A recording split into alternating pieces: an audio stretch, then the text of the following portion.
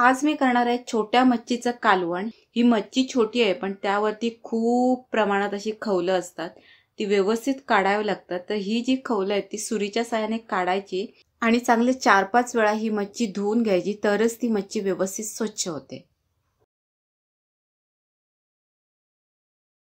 ही मच्छी माझ्यासाठी खूप जास्तच आहे, त्यामुळे मी ह्या मच्छीचा थोडा मच्छीचा रस्सा करणार आहे आणि थोड्या मच्छीचं फ्राय करणार आहे, म्हणून इथे मी 2 वाटे लावलेले आहे। कोथिंबीर, मिरची, खोबरं, लवंग, वेलची, काळी मिरी, टोमॅटो हे सगळे मसाले न भाजता ह्या सर्वांचं करायचं वाटण। गॅसवर कढईमध्ये तेल टाकून कांदा, जिरे टाकायचं आणि 2 मिनिटं परतायचं।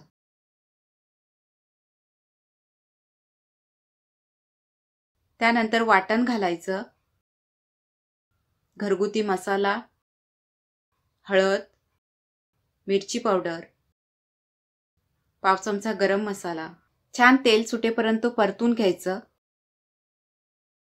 आवश्यकतेनुसार पाणी घालायचं आणि एक उकळी येऊ द्यायची।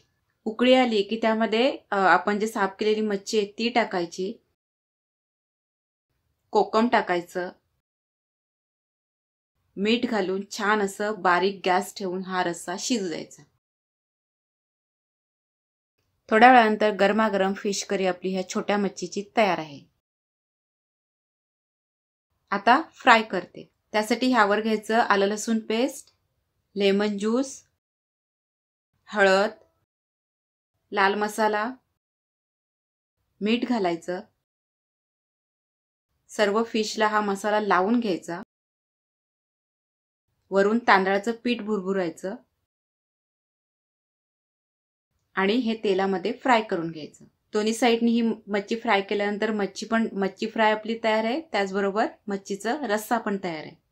अशा प्रकारे हे वेगळ्या पद्धतीचं मच्छीचं कालवण एकदा नक्की ट्राय करा। त्याचबरोबर मच्छीचे वेगवेगळे जे रश्श्याचे रेसिपीज आहेत ते याआधी मी अपलोड केले आहेत आणि यानंतरही येत राहतील। तर ते तुम्हाला पाहिजे असतील, खास करून तुम्ही मच्छी खाणारे असतील तर मच्छीच्या रेसिपी यापुढे येत राहतील, ते तुम्हाला पाहिजे असतील तर प्लीज चॅनलला सबस्क्राईब करा।